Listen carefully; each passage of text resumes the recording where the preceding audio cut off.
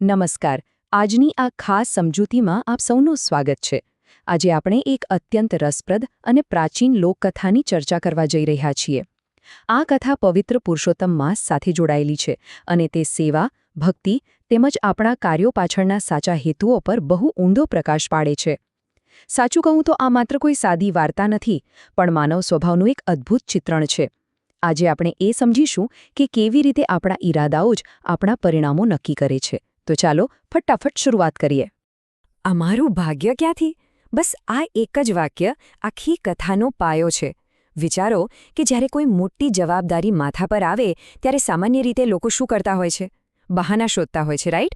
પરંતુ આ વાક્ય એક એવા પાત્રનું છે જેણે જવાબદારીને બોજ નહીં પરંતુ એક અમૂલ્ય તક માની લીધી. આ કથામાં સાચી ભક્તિની બહુ આકરી કસોટી થવાની છે અને આ જ વિચાર આપણને વાર્તાના હાર્દ સુધી લઈ જશે. તો વાર્તાની શરૂઆત કંઈક આવી રીતે થાય છે. એક વૃદ્ધ માતાપિતા છે અને પવિત્ર એવો પુરુષોત્તમ માસ બિલકુલ નજીક આવી રહ્યો છે. હવે તેમની ઈચ્છા માત્ર એટલી જ છે કે તેઓ આખો મહિનો દરરોજ નદીએ સ્નાન કરવા જાય અને વ્રત નિયમ પાળે. પણ ઉંમરના કારણે જો તેઓ રોજ ચાલીને નદીએ જાય તો ઘરે આવીને રાંધીને જમાડે કોણ? આથી તેમને આ પવિત્ર માસ દરમિયાન ભોજન અને આશરા માટે તેમના 3 દીકરાઓમાંથી કોઈ એકના સાથની જરૂર છે. વાત બહુ સીધી અને સાદી છે. હવે જ્યારે વૃદ્ધ પિતા પોતાના દીકરાઓ પાસે આ પ્રસ્તાવ લઈને જાય છે ને, ત્યારે ખરો ખેલ શરૂ થાય છે. એમના જવાબોમાં જ માનવ સ્વભાવ ખુલ્લો પડી જાય છે. સૌથી મોટો દીકરો તો ઘસીને ના પાડી દે છે, જે તેનો સીધો સ્વાર્થ દર્શાવે છે. વચેટ દીકરો હાથો પાડે છે, પણ એક શરત સાથે, કારણ કે તેને તેની આકરા સ્વભાવની પત્નીનો બહુ ડર છે. અને પછી વારો આવે છે સૌથી નાના દીકરાનો. તે અને તેની પત્ની તો માતા પિતાને જોઈને જ હરખાઈ જાય છે અને આનંદથી તેમનો સ્વીકાર કરે છે. આ પ્રતિભાવો આપણને બતાવે છે કે લોકો એક જ પરિસ્થિતિમાં કેટલું અલગ વર્તન કરી શકે છે. પણ નાના દીકરાને વહુની વાત જ કંઈક અલગ છે. તેમણે જ્યારે માતા પિતાને આવકાર્યા ને, ત્યારે તેમણે જ પેલું વાક્ય કહ્યું હતું, માવતરની સેવા કરવાનું અમારું ભાગ્ય ક્યાંથી? જુઓ, તેમણે આ સેવાને કોઈ ફરજ કે બોજ તરીકે નહોતી લીધી. તેમના મનમાં એકદમ શુદ્ધ કૃતજ્ઞતા હતી. તેઓ ખરેખર એવું માનતા હતા કે માતા પિતાની સેવા કરવાનો મોકો મળવો એ તેમના માટે એક અદ્ભુત આશીર્વાદ છે. અને આપણે આગળ જોઈશું કે આ જ શુદ્ધ ભાવના કેવો મોટો ચમત્કાર સર્જવાની છે. તો હવે નાના દીકરાના ઘરે રોજિંદો ક્રમ શું હતો એ જોઈએ. પુરુષોત્તમ માસ શરૂ થઈ ગયો છે. માતા પિતા રોજ સવારે નદીએ નાહવા જાય છે અને લાકડીના ટેકે ધીમે ધીમે પાછા આવે છે. ઘરે આવતા જ નાની વહુ તેમના ભીના કપડાં લઈ લે છે અને તેને બારણાના કમાડ ઉપર નાખે છે.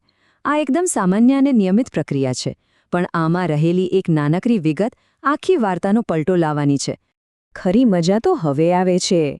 જે કબાડ પર કપડાં નાખવામાં આવતા હતા ને, તેની બરાબર પાછળ એક માટીની કોઠી હતી. જ્યાં સુધી વહુ ઘરના બીજા કામમાંથી નવરી પડીને એ કપડાં બરાબર નીચોવીને સૂકવે, ત્યાં સુધી તે ભીના કપડામાંથી પાણીના ટીપા એ માટીની કોઠીમાં ટપક્યા કરતા હતા. આ દ્રશ્ય બિલકુલ સામાન્ય લાગે છે, ખરું ને? એક સાદી માટીની કોઠી અને તેમાં ટપકતું પાણી. પણ વાર્તામાં ધીમે ધીમે સસ્પેન્સ ઊભું થઈ રહ્યું છે. જોત જોતામાં તો આવી જ રીતે આખો પુરુષોત્તમ માસ પસાર થઈ જાય છે. વૃદ્ધ દંપતીએ ખૂબ જ શાંતિથી પોતાનું વ્રત પૂર્ણ કર્યું. નાના દીકરા અને વહુએ તેમની ખરા હૃદયથી સેવા કરી. માસ પૂરો થતાં અત્યંત સંતુષ્ટ અને પ્રસન્ન થયેલા માતા પિતાએ તેમને હૃદયપૂર્વકના આશીર્વાદ આપ્યા. અહીં એક શુદ્ધ સેવાનું કાર્ય પૂર્ણ થાય છે, જેમાં કોઈ જ પ્રકારની અપેક્ષા નહોતી. માત્ર અને માત્ર નિસ્વાર્થ પ્રેમ જ હતો. હવે સૌથી મોટો અને રોમાંચક સવાલ, પેલી કોઠીનું શું થયું હશે? વિચારો, આખો મહિનો જે માટીની કોઠીમાં ભીના કપડામાંથી પાણી ટપકતું હતું, તેમાં શું નીકળશે? આ પ્રશ્ન ખરેખર રોમાંચક છે, કારણ કે જ્યારે આપણે નિસ્વાર્થ ભાવે કંઈક કરીએ છીએ, ત્યારે કુદરત આપણને કઈ રીતે સરપ્રાઇઝ આપે છે તેનું આ ઉત્તમ ઉદાહરણ બનવાનું છે. ચાલો જોઈએ કે અંદર શું હતું.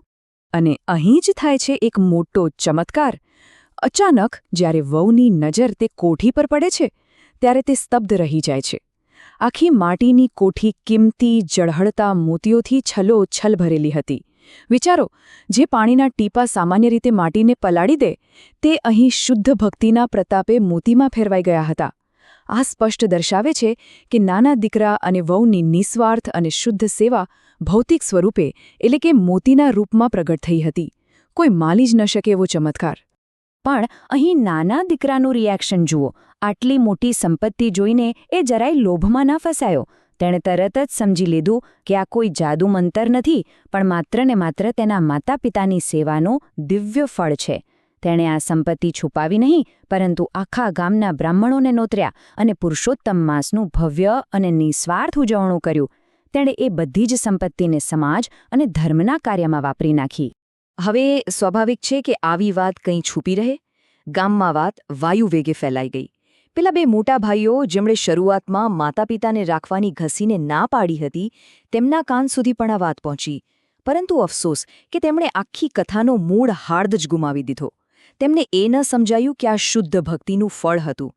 તેમનું ધ્યાન માત્ર એ જ વાત પર ચોંટી ગયું કે કપડામાંથી ટપકતું પાણી મોતીમાં ફેરવાઈ ગયું છે અને નાનો ભાઈ અમીર થઈ ગયો છે. આ સાંભળીને પેલા મોટા દીકરાના મનમાં અચાનક માતા પિતા માટે પ્રેમ ઉભરાઈ આવ્યો. તેણે મનમાં ગાંઠ વાળી લીધી કે હવે જ્યારે ફરીથી પુરુષોત્તમ માસ આવશે ત્યારે માતા પિતાને તે પોતાના ઘરે જ રાખશે. પણ તેનો હેતુ માતા પિતાની સેવા કરવાનું જરાય નહોતો. તેનો આખો પ્લાન માત્ર ને માત્ર પેલા ચમત્કારનું પુનરાવર્તન કરીને આર્થિક ફાયદો મેળવવાનો જ હતો. આ એક સાવ ગણતરીપૂર્વકનો અને સ્વાર્થી નિર્ણય હતો. તો જ્યારે ફરીથી પુરુષોત્તમ માસ આવ્યો ને, મોટા દીકરાના ઘરે તો જાણે કોઈ ફેક્ટરી ચાલતી હોય એમ મશીનની જેમ એ જ ક્રિયાઓનું પુનરાવર્તન થવા લાગ્યું. ડોશી ડોસાના ભીના કપડાં કમાડ પર નાખવામાં આવે અને મોટા દીકરાની વહુ જાણી જોઈને તે કપડાને બરાબર નીતરવા દે, જેથી બધું જ પાણી નીચે મૂકેલી માટીની કોઠીઓમાં ટપકે. તે કોઈ પણ ભક્તિ કે પ્રેમ વિના માત્ર ધનવાન બનવાની આતુરતાથી એ પાણીના મોતી બનવાની રાહ જોવા લાગી. અહીં બંને પરિણામો વચ્ચેનો તફાવત એકદમ સાફ છે. જુઓ, ક્રિયા બંને જગ્યાએ એક સરખી જ હતી. ભીના કપડામાંથી પાણી ટપકવું, પણ પરિણામ આસમાન જમીનનો ફરક. નાના દીકરાના કિસ્સામાં તેની પાછળ નિસ્વાર્થ સેવા હતી, જેથી તે અમૂલ્ય મોતીઓમાં ફેરવાયો.